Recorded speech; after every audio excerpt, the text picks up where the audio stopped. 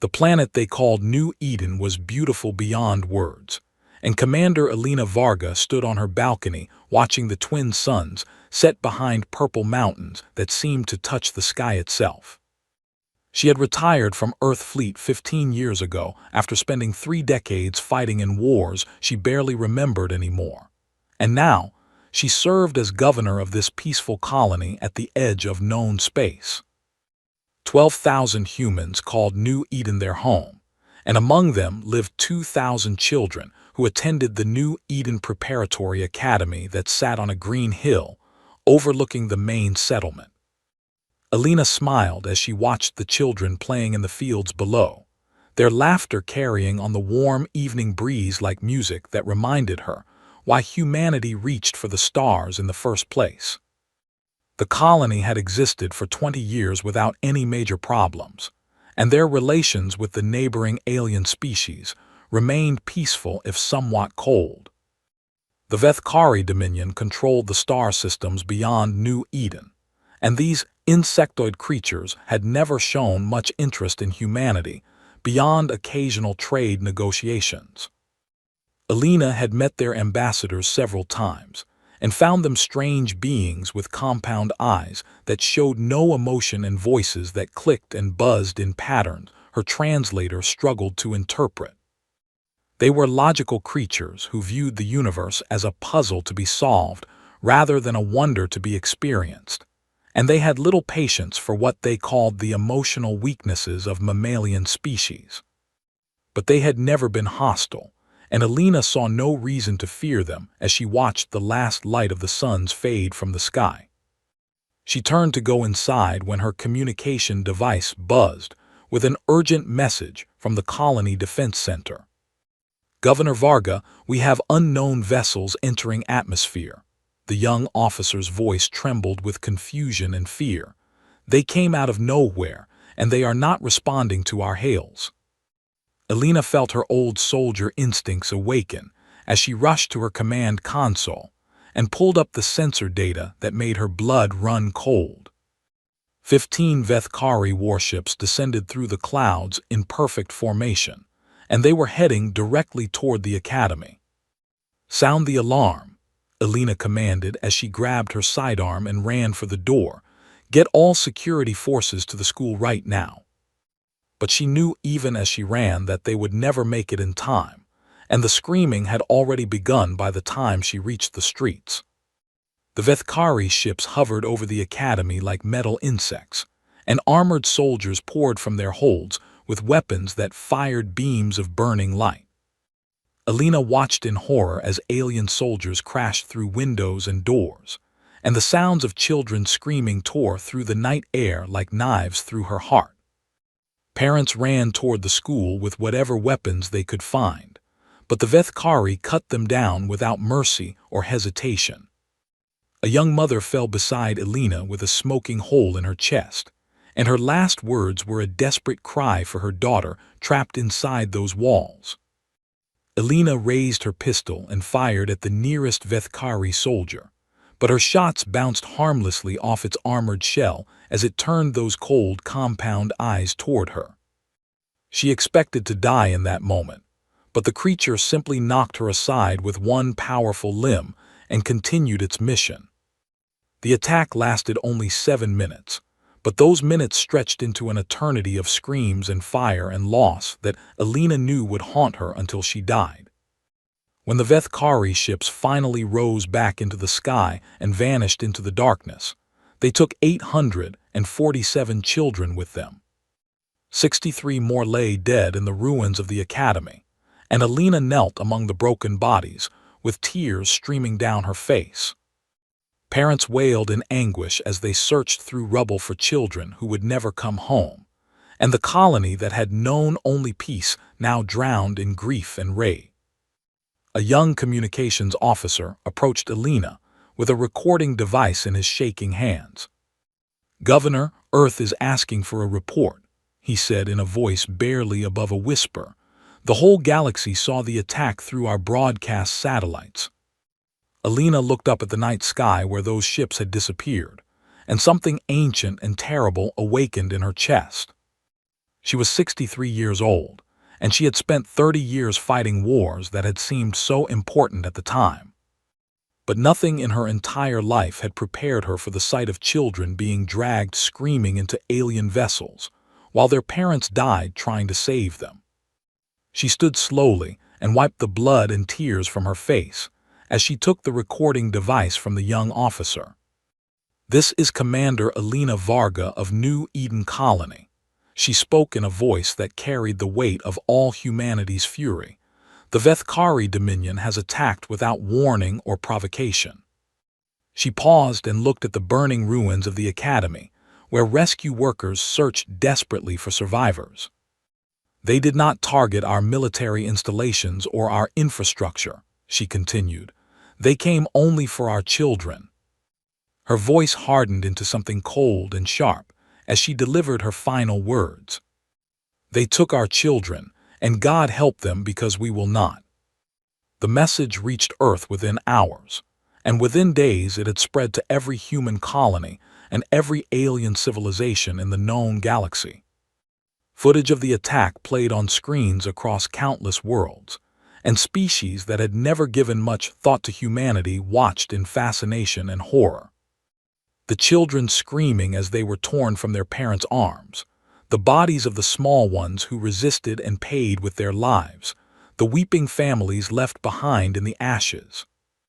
No one knew yet what the Vthcari wanted with human children, and no one could imagine the horrors those young ones would face in alien laboratories.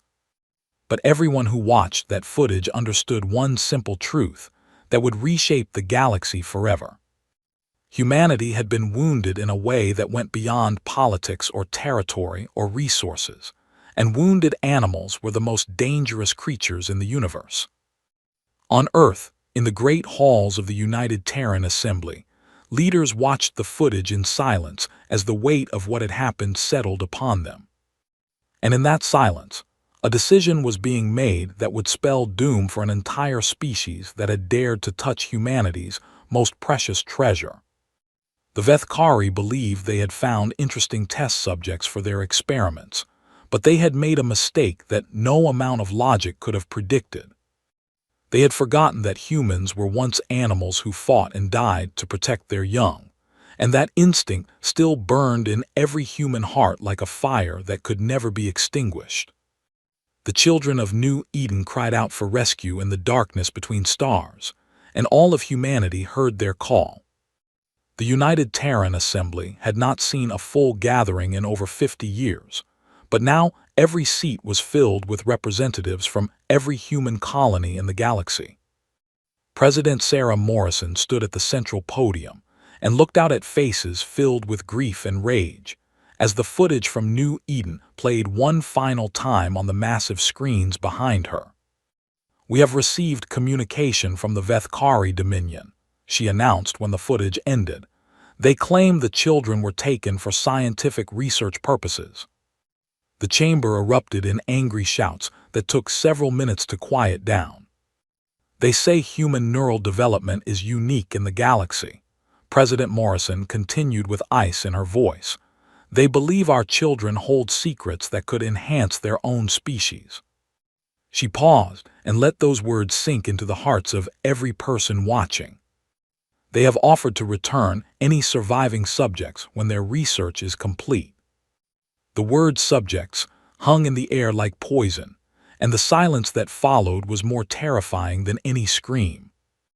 Admiral Marcus Chen sat in the military section with his hands clasped tightly together, as memories of his own grandchildren flooded his mind. He was 72 years old and had retired 10 years ago after a career that earned him the nickname, the Black Hand, for his ruthless efficiency in battle. His granddaughter Maya was 8 years old and lived on New Eden with her parents, and he had not heard from her since the attack. "I call for a vote," President Morrison declared, "all in favor of total species response." Every hand in the chamber rose without hesitation, and for the first time in 200 years, humanity voted unanimously for the complete mobilization of its entire civilization. Admiral Chen received his orders within the hour. and he felt the old fire ignite in his chest as he reviewed the fleet assignments.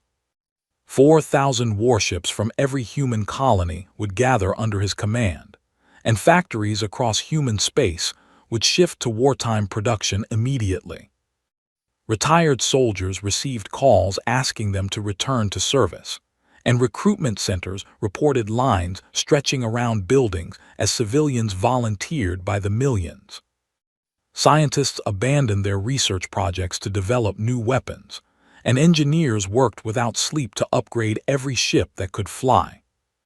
The response was not organized by any government order, but flowed naturally from every human heart like blood rushing to heal a wound. On distant colony worlds, grandmothers taught their grandchildren to shoot, while fathers kissed their families goodbye and boarded transport ships. Teachers closed their schools and joined medical units, and factory workers smiled grimly as they loaded ammunition onto cargo vessels. Every human understood without being told what was at stake and what must be done.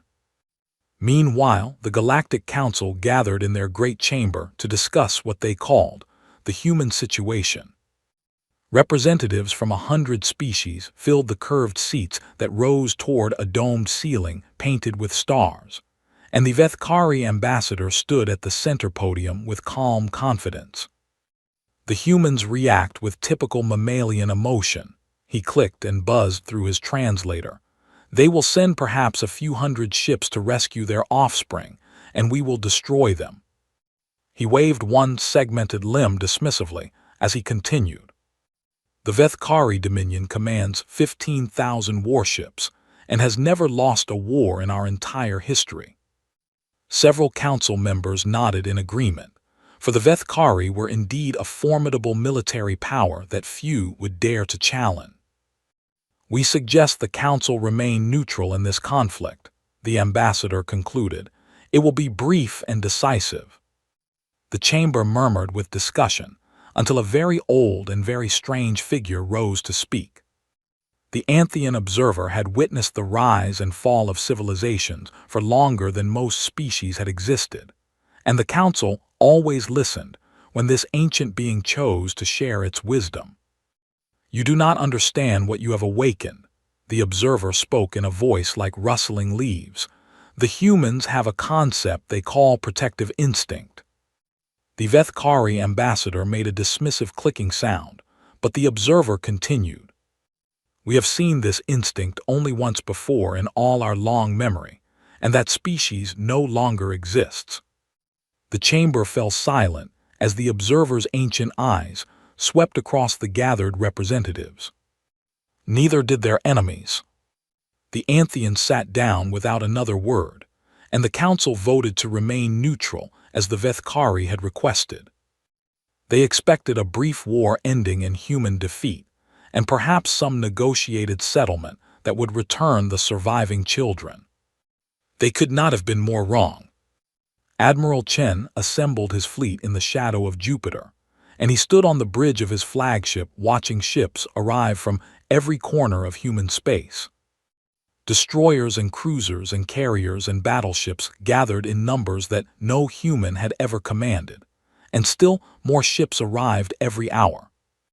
His officers reported that production facilities were working at 300% capacity, and that new ships would join the fleet continuously throughout the campaign. "Admiral," his communications officer called out, "we have received the intelligence report on the children." Chen took the data pad and read the words that turned his grief into something far more dangerous. The Vthcari had begun their experiments immediately, and the procedures involved were not gentle. Children had been dissected while still alive to study their neural pathways, and many had already died in laboratories that knew nothing of mercy. Maya's name was not among the confirmed dead, but it was not among the confirmed living either. Admiral Chen set down the data pad and looked out at his gathering fleet with eyes that held no more room for mercy. "Send a message to all ships," he commanded in a voice as cold as the void between stars. "We are not going to war." His officers looked at him with confusion until he finished his thought. We are going to end a species. The fleet departed Jupiter 3 days later, and every human who watched them go understood that something had fundamentally changed. Humanity had always been seen as emotional and unpredictable by the logical species of the galaxy, and many had assumed this made humans weak. But emotion was not weakness when it became purpose, and purpose was not weakness when it became action. The Vthcari had looked at human children and seen only test subjects, only biological puzzles to be solved. They had failed to see what those children truly were. They were the reason humanity had crawled out of caves and reached for the stars. They were the hope that made every sacrifice worthwhile. They were sacred, and now an entire species would learn the terrible cost of forgetting that truth. Admiral Chen stood at the front of his bridge as his fleet entered Vthcari space, and he whispered words that only he could hear. "We are coming for you, Maya. We are coming for all of them. And God help anyone who stands in our way." The Vthcari border patrol detected the human fleet 3 days before it arrived, and they sent urgent warnings to their high command that were met with cold dismissal. 4,000 ships, the Supreme Coordinator calculated with perfect logic.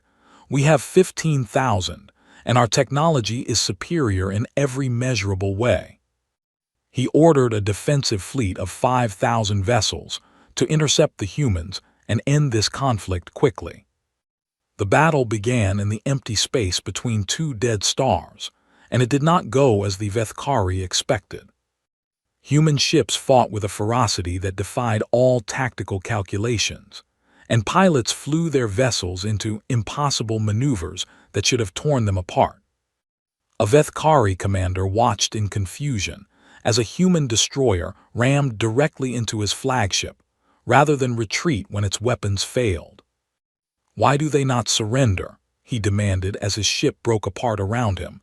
"This is not logical behavior." He died without understanding that logic had nothing to do with it. The human fleet lost 800 ships in that first battle, but the Vthcari lost 3,000, and the survivors fled back to their home systems, with something their species had never known before: fear. Admiral Chen did not pursue the retreating fleet because he had no interest in military victory. He ordered his ships to bypass enemy installations and proceed directly to the nearest Vthcari hive world. "Admiral," his tactical officer questioned with concern, "should we not secure our supply lines first?" Chen shook his head and explained the strategy that would become known as Protocol Prometheus. "We are not here to conquer territory or capture resources," he stated. "We are here to make certain they can never do this to anyone again." His fleet arrived at the first hive world and began their terrible work. Human ships deployed weapons the galaxy had never seen, and these weapons did not simply kill. They sterilized. Biological agents rained down on breeding facilities and destroyed the ability of Vthcari queens to produce offspring. Radiation weapons targeted agricultural centers and made the soil barren for 1,000 years. The hive world was not invaded or occupied, but simply removed from the future. The Vthcari watched in horror as their children's children became an impossibility, and their logical minds struggled to comprehend what was happening. This was not war as they understood it. This was extinction. Meanwhile, Commander Yuki Tanaka led a very different mission deep behind enemy lines. Her team called themselves the Guardian Angels, and every member had volunteered for one simple reason. They had all lost children in the attack on New Eden. Tanaka herself had watched her twin sons dragged onto a Vthcari ship, and she had spent every moment since preparing to get them back. Her team moved like ghosts through enemy space, and their intelligence came from human agents who had been studying the Vthcari for months. The research facilities are scattered across 12 different systems. Tanaka briefed her soldiers. "We hit them one at a time and we leave nothing alive." The first facility held 43 children in various stages of experimentation, and the guardian angels cut through its defenses like fire through paper. Tanaka found a young girl strapped to an examination table with tubes running into her skull, and she carried that child out of the facility with her own arms, while her soldiers burned everything behind them. The girl's name was Sophia, and she was 9 years old, and she told Tanaka what the Vthcari had done to her in a voice that no child should ever have to use. "They wanted to see how our brains worked," Sophia whispered. "They said it would hurt, but that our pain did not matter because we were just animals." Tanaka held Sophia close and made a promise that she would keep no matter what it cost. "No more children will suffer," she swore, "not ever again." The guardian angels hit 6 more facilities over the following weeks, and each rescue revealed new horrors that hardened human resolve across the galaxy. Children who had been partially dissected and kept alive for study. Children who had watched their friends die on operating tables beside them. Children who no longer remembered their own names because of what had been done to their minds. The Vthcari High Command finally understood that they had made a catastrophic error, and they attempted to negotiate. Their message reached Admiral Chen as his fleet approached their third hive world, and he read their offer with cold eyes. They will return all surviving children immediately in exchange for a ceasefire, his communications officer reported. The admiral was silent for a long moment before he responded. "Ask them why they did not make this offer before they started cutting our children open." The Vthcari ambassador tried to explain that the experiments had been conducted in the interest of scientific progress, and that surely humans could understand the value of knowledge. Admiral Chen's response became legend across the galaxy. "You had the chance to return them unharmed," he transmitted. "You chose to dissect them instead." He paused and looked at the hive world filling his view screen. "There is nothing left to discuss." The third hive world fell silent, and then the fourth, and then the fifth. Human volunteers continued to flood recruitment centers faster than anyone could process them, and the fleet grew larger even as it suffered losses. A grandmother from Earth's moon colony flew a cargo ship loaded with explosives into a Vthcari supply depot. A father who had lost 3 children in the attack piloted a fighter until his ship was torn apart, and then ejected into space to fire his sidearm at enemy vessels until he died. A teenage girl who had escaped the academy hacked into Vthcari communications and provided intelligence that saved thousands of human lives. Every human had become a soldier, and every soldier had become a weapon forged in grief and love. Commander Tanaka's team reached the 8th research facility and found something that made even these hardened warriors weep. A room filled with small bodies that had not survived the experiments, arranged in neat rows like specimens in a museum. And among them, 2 boys who looked exactly alike, their dead eyes staring at nothing. Tanaka fell to her knees beside her sons and held their cold hands for the last time. Her second-in-command approached carefully and asked what they should do now. Tanaka stood slowly and wiped her tears away with hands that would never stop shaking. "We save the ones who are still alive," she answered, "and we make sure this never happens to any child ever again." She walked out of that room and never looked back. But something had changed in her eyes, and the Vthcari who stood between her and the remaining children learned what it meant to face a mother with nothing left to lose. The 9th facility fell, and then the 10th and the 11th. And somewhere in the chaos of a dying civilization, a little girl named Maya Chen waited in a cell and prayed that someone would come for her. She did not know that her grandfather commanded the fleet that was burning worlds to reach her. She only knew that she was scared and alone, and that the bad bugs were coming for her again. But she also knew, with the simple faith of a child, that someone would save her. Because that is what humans did. They saved their children, no matter what it cost. The Galactic Council chamber had never been so full, and representatives from every known species crowded into seats meant for half their number. They had come to watch the impossible unfold on screens that showed the systematic destruction of the Vthcari Dominion. 12 hive worlds have gone silent, the council moderator announced in a voice that trembled. The human fleet has suffered significant losses but continues to advance. The Vthcari ambassador stood at his podium, with his compound eyes flickering in patterns that his species only showed when experiencing true terror. "This is madness," he clicked desperately. "They are destroying themselves along with us, and for what?" "For their children," the Anthean observer answered from its ancient seat. "Did we not warn you?" The ambassador turned to face the council with something that might have been pleading. "We request immediate military intervention from any species willing to assist us," he begged. "The humans must be stopped before they destabilize the entire region." The Vthcari Federation ambassador rose to speak, and his feline features showed the careful neutrality his species was known for. "The Vthcari Federation offers to mediate this conflict," he announced. "We propose a diplomatic summit to discuss terms." Admiral Chen allowed the Vthcari diplomatic vessel to approach his flagship, and the ambassador expected to negotiate with a reasonable military commander. Instead, Chen showed him the evidence.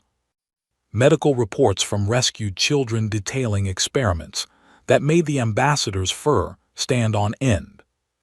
Recordings from Vthcari laboratories, where scientists discussed their subjects like they were discussing equipment. Testimony from survivors who described watching their friends cut apart while they waited for their turn. The Vthcari ambassador wept openly as he reviewed the documents, for his species also treasured their young above all else. "I cannot mediate this," he admitted with shame. "I would not want to mediate this."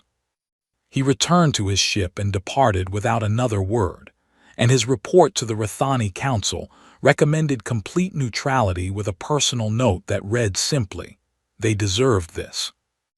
Other species attempted their own interventions with similar results. The Then Collective offered asylum to Vthcari refugees, and the humans allowed them to proceed without interference. "We have no quarrel with those who give shelter to the helpless," Admiral Chen explained, "only with those who harm children." But he also made clear that any species accepting Vthcari military vessels or leadership would be considered hostile, and the Then quietly revised their asylum policy. The Keth hegemony was not so diplomatic. They had been rivals of humanity for generations, and they saw an opportunity to strike while the human fleet was committed elsewhere. Their ambassador stood before the Galactic Council and declared that the Keth would intervene to restore order in Vthcari space. "The humans have gone too far," he growled through sharp teeth. "They must be shown that such behavior will not be tolerated." The Keth mobilized 3,000 warships and moved toward the conflict zone with confidence that their superior numbers would intimidate the weakened human forces. Earth's response came not from Admiral Chen, but from the United Terran Assembly itself. President Morrison appeared on every screen in the galaxy and spoke with a calm that was far more frightening than any threat. "To the Keth hegemony and any other species considering intervention," she began, "we offer this simple message." She paused and looked directly into the camera with eyes that held no compromise. "Any species that stands between humanity and its children will share the Vthcari fate." Another pause, and then words that would echo through history. "This is not a threat, it is a promise." The Keth fleet held position for 6 hours, while their commanders debated what to do. Intelligence reports showed that human production facilities were operating at unprecedented capacity, and that new ships joined the war effort every day. More concerning were reports from Keth spies within human space, describing the mood of the population. A Keth agent had observed a human daycare center, where children barely old enough to walk practiced evacuation drills, with tiny backpacks filled with emergency supplies. They are preparing their entire species for total war, the agent reported. Not just soldiers, but everyone, including those who have never seen combat. The Keth commanders looked at these reports and made a calculation that had nothing to do with military strength. They asked themselves what would happen if they intervened and won. Would the humans surrender?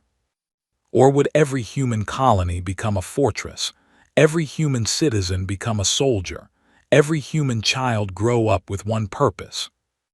The Keth fleet withdrew without firing a single shot, and their ambassador quietly resigned from his position the following day. The Vthcari, now truly desperate, attempted one final gambit. Their remaining fleet of nearly 6,000 ships abandoned the defense of their worlds and made a direct strike at Earth itself. If we cannot survive, the Supreme Coordinator declared, then neither will they. The Battle of Sol became the largest naval engagement in human history. Earth's home fleet was outnumbered 2-1, but they were not alone. 12,000 civilian vessels joined the defense, and these were not military ships but merchant freighters and mining barges and personal yachts, armed with whatever weapons their owners could find. Grandmothers flew ancient cargo haulers that should have been scrapped decades ago. Teachers piloted passenger shuttles loaded with improvised explosives. Shopkeepers aimed mining lasers that had never been designed for combat. They were not soldiers, and they knew they would probably die. But the Vthcari had touched human children, and that meant every human who could reach the battle would fight. The battle lasted 9 hours, and the casualties were horrific on both sides. But when the last Vthcari ship finally exploded, not one enemy vessel had reached Earth. A captured Vthcari commander was brought before a human tribunal, and he asked a question that had haunted his species since this nightmare began. "Why do you fight like this?" he demanded. "You lose ships and soldiers and civilians by the thousands, and yet you never stop." The human guard who stood beside him answered without hesitation. "You touched our children." The Vthcari tilted his head in confusion. "That is not a logical reason to destroy yourselves along with us." The guard smiled in a way that made the alien's compound eyes flicker with fear. "There is no version of this universe where you survive that," the guard explained. "No negotiation that could have saved you, no surrender that would have been accepted." He leaned closer to the prisoner. "You could have offered us every planet in your dominion and every ship in your fleet, and we would have burned it all just to reach the ones who hurt our children." The Vthcari was silent for a long moment. "Then we never had a chance," he finally realized. "No," the guard agreed, "you never did." The tribunal found him guilty and scheduled his execution for the following morning. Across the galaxy, species who had watched this war with academic interest now looked at humanity with new understanding. The humans were not the strongest species, or the most advanced, or the most numerous. But they had shown the galaxy something that transcended all of those measurements. They had shown what happens when you touch what humans hold sacred. And every species quietly updated their diplomatic protocols to include one simple rule: never harm human children. Never give humans a reason to decide your species should not exist. Because once that decision was made, nothing in the universe could change it. 1 year had passed since the attack on New Eden, and the Vthcari Dominion no longer existed. Commander Yuki Tanaka walked through the corridors of the final research facility with her weapon raised, and her heart pounding in her chest. This was the last known location where human children might still be held, and her guardian angels had fought through 3 defensive lines to reach it. "Contact ahead," one of her soldiers reported. "Looks like they are making a final stand." Tanaka nodded and signaled her team to advance, and they moved through the facility like water flowing through cracks in stone. The Vthcari scientists and guards who remained fought with the desperation of creatures who knew they had nowhere left to run. But desperation was no match for purpose, and the guardian angels had been forged in the same fire that had consumed an entire civilization. The last defender fell with a gurgling click, and Tanaka stepped over its body to reach the door it had been protecting. She opened it and found herself looking into the eyes of a small girl with dark hair, and a face that she recognized from countless briefings. Maya Chen sat in a cell no larger than a closet, and she looked up at Tanaka with eyes that had seen too much for someone so young. "Are you here to save me?" the girl asked in a voice that was barely a whisper. Tanaka knelt down and smiled through the tears that streamed down her face. "Yes," she answered, "your grandfather sent us." Maya's eyes widened with hope that had almost been extinguished. "Grandpa Marcus." "Admiral Marcus Chen," Tanaka confirmed. "He has been fighting to reach you since the day they took you." She reached out and lifted the girl gently into her arms, and Maya wrapped her thin arms around Tanaka's neck and held on like she would never let go. "The bad bugs," Maya whispered with fear, "are they gone?" Tanaka carried her out of that terrible place and into the light of a sun that the Vthcari would never see rise again. "Yes," she promised, "forever." The rescue of Maya Chen and the last 47 children marked the end of the war, though in truth the war had ended long before. The Vthcari had been broken not by a single defeat, but by systematic extinction that left nothing behind. Their 23 hive worlds had been rendered permanently sterile, and their population of 80 billion had been reduced to scattered refugees who would never breed again.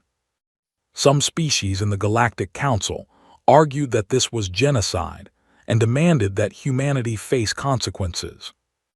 But those arguments faded quickly when the evidence from the research facilities was presented. Recordings of children begging for mercy while scientists discussed their procedures.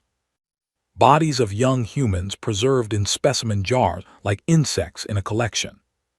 Detailed notes describing experiments that no civilization should ever conduct on any sentient being. The Council voted unanimously to classify the Vthcari Dominion as a criminal entity and its destruction as justified self-defense. Of the 847 children taken from New Eden, 612 were recovered alive. 235 had died in laboratories and cells across Vthcari space, and their names were carved into a memorial that stood on the rebuilt grounds of the New Eden Preparatory Academy. Commander Elena Varga attended the dedication ceremony and spoke words that were broadcast across every human world. "These children did not die in vain," she declared. "They showed the galaxy what happens when you underestimate the bond between humanity and its young." She paused and looked at the assembled survivors who sat in the front rows. "And they showed us what we are capable of when that bond is threatened." Admiral Marcus Chen retired again after the war, and this time he meant it to be permanent. He spent his remaining years on New Eden with his granddaughter, and he never spoke publicly about what he had ordered during the campaign. Some called him a hero, and others called him a monster, and he accepted both titles without comment. He knew the truth that very few would ever understand. He had not enjoyed what he did, and he would carry the weight of it until he died. But he would do it again without hesitation if anyone threatened Maya. That was what the galaxy still struggled to comprehend. Humans were not proud of their capacity for destruction. They were simply incapable of restraining it when their children were at stake. Commander Tanaka returned to New Eden and opened an orphanage for children who had lost their families during the war. She named it for her twin sons and spent the rest of her life caring for the young ones who needed her. The 612 survivors grew up with scars that would never fully heal, but they grew up nonetheless. Some became soldiers who swore to protect other children from the fate they had suffered. Some became diplomats who worked to ensure such conflicts would never happen again. Some became scientists who searched for ways to heal the wounds that the Vthcari had inflicted. And one, a little girl named Maya Chen, grew up to become the greatest ambassador humanity had ever known. She stood before the Galactic Council 40 years after her rescue and spoke with a voice that carried the wisdom of someone who had seen both the worst and best of what sentient beings could do. I was 6 years old when the Vthcari took me, she told the assembled representatives. I remember the fear and the pain, and the darkness that seemed like it would never end. She paused and looked around the chamber at species who had once watched her people with fear and confusion. But I also remember the moment Commander Tanaka lifted me into her arms and told me I was safe. Her voice softened with emotion that she had learned to control, but never to suppress. That moment taught me what humanity truly is. She stepped forward and addressed the council directly. We are not the strongest species in the galaxy, and we are not the wisest, and we are certainly not the most logical. A small smile crossed her face. But we love our children with a fire that cannot be extinguished, and we will tear the stars from the sky to protect them. She raised her chin with pride that came from surviving the unsurvivable. That is not a weakness to be exploited, it is a warning to be heeded. The Anthean observer nodded slowly and spoke for the first time in decades. The human ambassador speaks the truth, the ancient being confirmed. We have updated our records accordingly. The entry in the Galactic Encyclopedia now contained a single addendum that was taught to every spacefaring species before they ever encountered humanity. Do not touch the human children, ever, for any reason they will end you. And in the dark spaces between stars, civilizations that had once dismissed humanity as emotional and primitive now watched them with something that went beyond fear. They watched with respect, because the humans had shown them that love was not a weakness to be exploited. Love was a weapon that could unmake worlds, and those who forgot that lesson would learn it the way the Vthcari had learned it. In fire and ash and silence that would last forever. On New Eden, the sun rose over green hills where children laughed and played without fear. Maya Chen's grandchildren ran through fields that had once been soaked with blood, and they knew nothing of the horrors their grandmother had survived. They only knew that they were safe and loved and protected. And that was enough. That was everything. That was why humanity reached for the stars in the first place. Not for power or knowledge or territory, but for the hope that somewhere out there, their children could grow and thrive and become something wonderful. And heaven help anyone who tried to take that hope away.